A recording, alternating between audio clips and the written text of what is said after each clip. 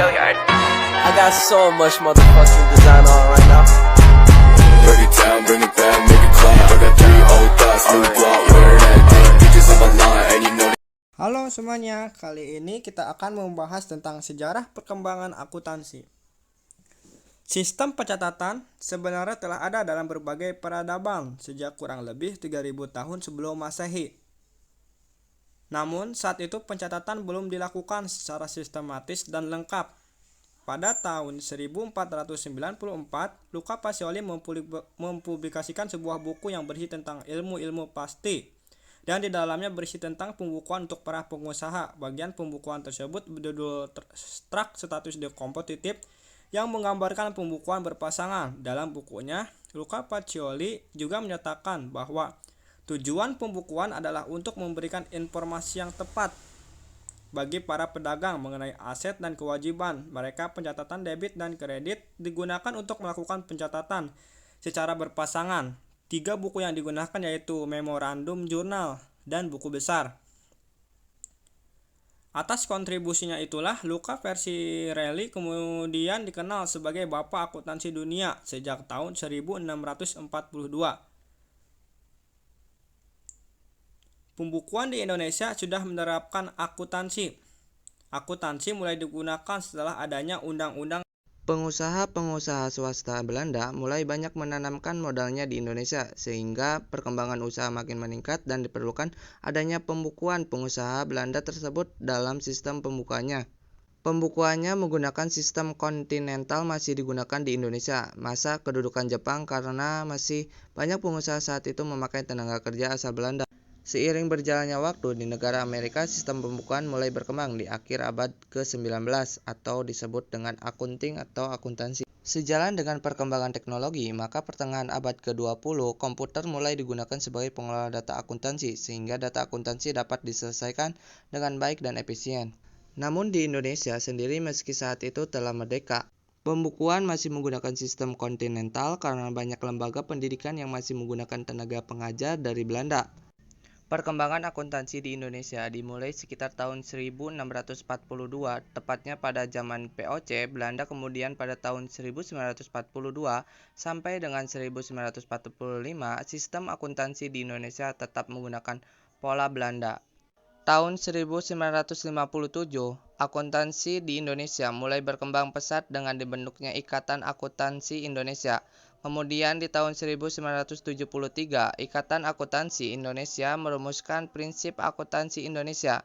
Selanjutnya pada tanggal 1 Oktober 1994, prinsip akuntansi Indonesia diubah menjadi standar akuntansi keuangan oleh Ikatan Akuntansi Indonesia. Membuat data baru, kemudian kita ketik nama perusahaan sesuai soal nama perusahaannya adalah PT Mitra Jaya.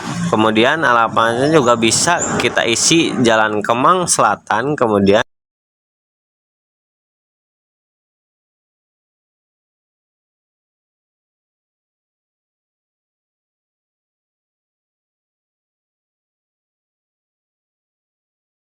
negaranya juga kita bisa isi dengan Indonesia, kotanya juga Jakarta. Oke, selanjutnya kita klik lanjutkan. Kemudian untuk periode akuntansi bulannya ini kita sesuaikan dengan soal yaitu bulan Januari. Kemudian tahunnya juga soalnya itu 2018. Kemudian tutup buku akhir tahun juga kita pilih Januari, kita pilih lanjutkan, kemudian kita pilih lanjutkan lagi. Nah seperti ini. Kemudian kita proses, kita tunggu di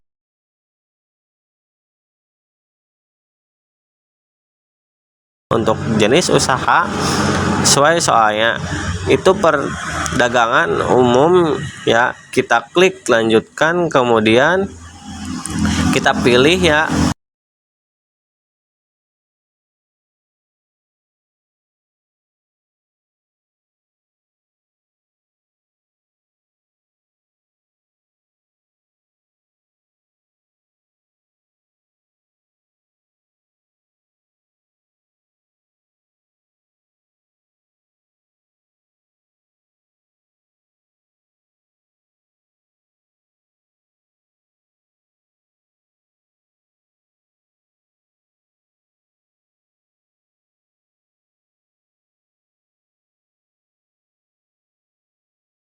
pilih lanjutan, ini juga kita pilih lanjutkan, kemudian kita klik selesai. Oke, kita sudah membuat data baru. Hal berikut kita akan mulai masukkan data customer data, supplier atau vendor data, inventory, dan data harta tetap. Yang pertama data customer, kita mulai dari data-data. Di sini data nama dan alamat, kita klik tanda tambah, dan nah di sini kodenya kita ikuti kode di sini di cairnya saja supaya lebih mudah. Customer 01 kita lihat sesuai soal yang pertama. Nama perusahaannya adalah Toko Buana. Kemudian kalau sudah seperti ini kita klik baru, kita lanjutkan customer. Kedua itu atas nama Warung Tajima.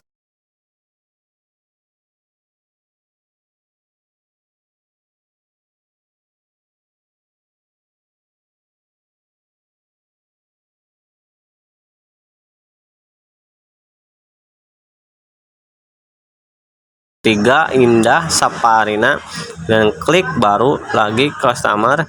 4 di sini namanya Media Nusantara.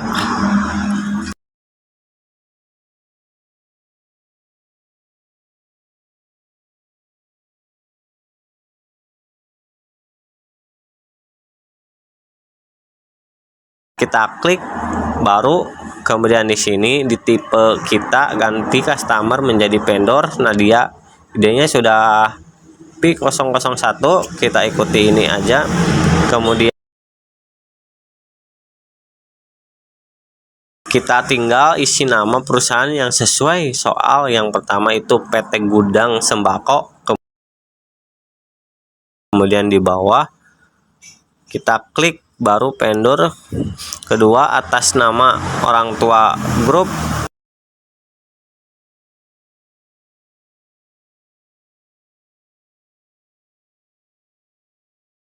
Klik baru lagi vendor. Ketiga itu PT Bangun Makmur.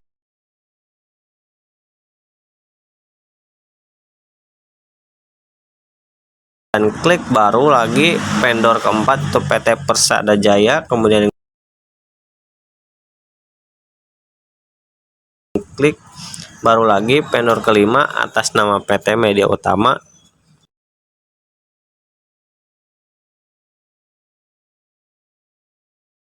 Nah ini kalau sudah seperti ini kita klip terekam, kemudian klik iya. Nah ini tadi kita sudah menyelesaikan entry data customer dan vendor. Berikut entry data inventory. Untuk inventory kita memulai fitur atau modul persediaan, kemudian data ini kita klik tambah data seperti ini. Nah kita pertama kali, karena kebetulan ini di soal ini ada pengelompokan inventory, ada dua yaitu makanan dan minuman. Jadi dari kolom kelompok kita klik di sini, kemudian untuk produk satu di sini kita edit kelompok barang produk satu, kita ganti jadi makanan seperti ini. Kemudian kode akun di sini juga kita sesuaikan. Yang pertama harga pokok penjual, kita klik dulu di sini, kemudian harga pokok penjual kita edit dulu, kemudian klik OK, kita ganti harga pokok penjualan makanan, kemudian kita edit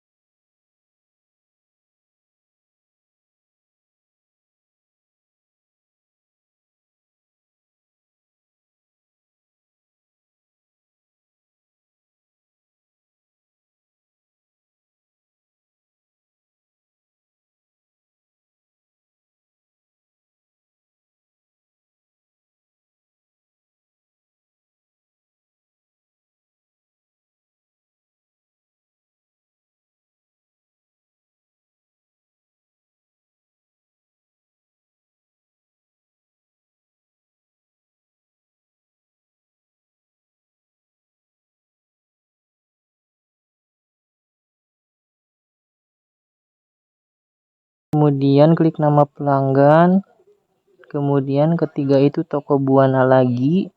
Oke, tanggalnya 17 Desember 2017, 31 Desember 2017, nomor invoice-nya 03, kemudian nilai piutangnya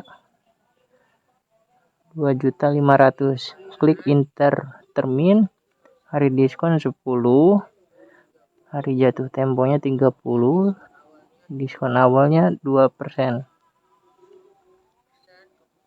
Kemudian klik rekam.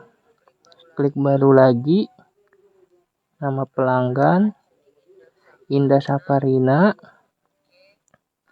tanggalnya 1 Desember, nomor invoice, nilai piutang 4.500.000.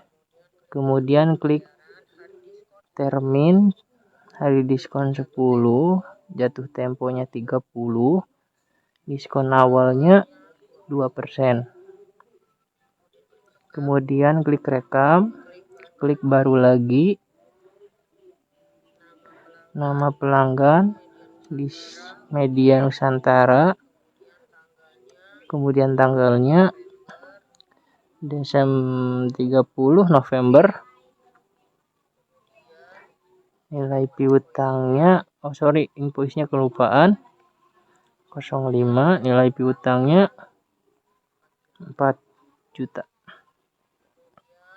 Kemudian terminnya di sini di hari diskon 10, jatuh tempo 30, diskon awalnya 2%. Kemudian rekap. Nah, ini kita sudah selesai mengentry atau mengisi saldo awal piutang usaha.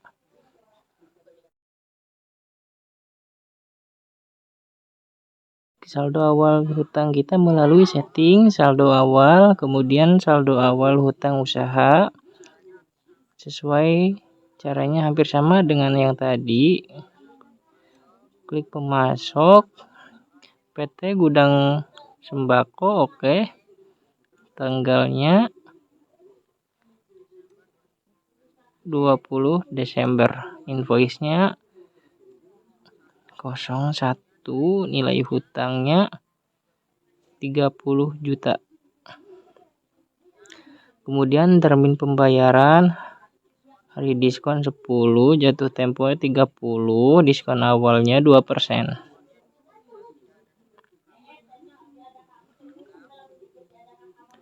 Kemudian klik baru lagi, nama pemasok kita pilih yang kedua PT Orang Tua Group. Tanggalnya jangan lupa 30 Desember, invoice-nya juga jangan lupa. Nilai hutang 25 juta. Hari diskon 10, jatuh temponya 30, diskon awalnya 2%. Klik rekam, klik baru lagi, nama pemasok PT Bangun Makmur. Oke, tanggalnya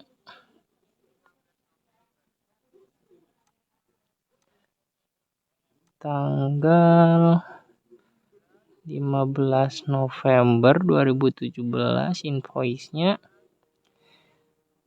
03, nilai hutangnya 2 juta. Klik termin. Seperti biasa, hari diskon 10, jatuh tempo 30, diskon awal 2. Klik rekam. Klik baru lagi, nama pemasoknya siapa? PT Bersada Jaya. Tanggal jangan lupa, tanggalnya 30,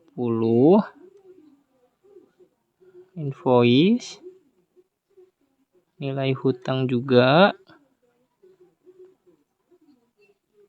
klik termin juga, hari diskon 10, jatuh tempo 30, diskon awal 2.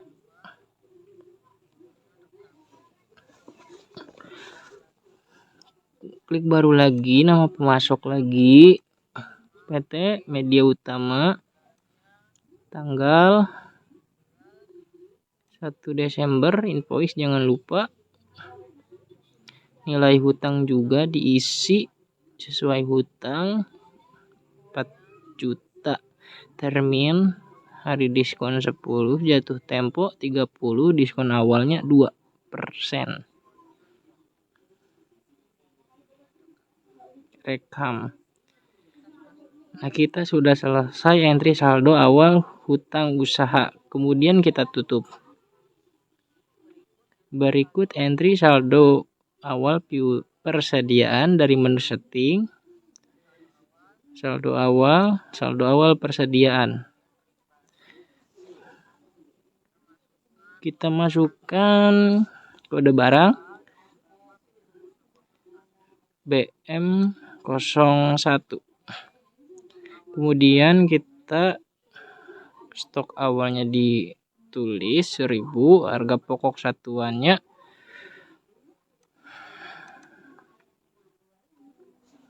8.000. Kalau sudah, klik rekam. Klik baru lagi. Yang kedua, kode barangnya 002. Stok awalnya 10.000, harga satuan 500. Klik rekam. Klik baru lagi. Kode barangnya juga BM003. Stok awalnya sebanyak 10.000,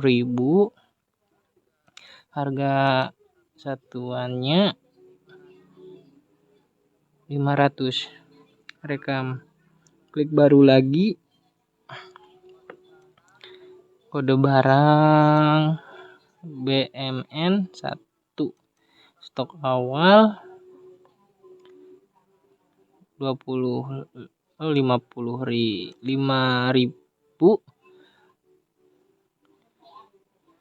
Harga satuan 1.000. Klik baru lagi. Kode barang BMN 002. Stok awal 5.000. Harga pokok satuan 1.500.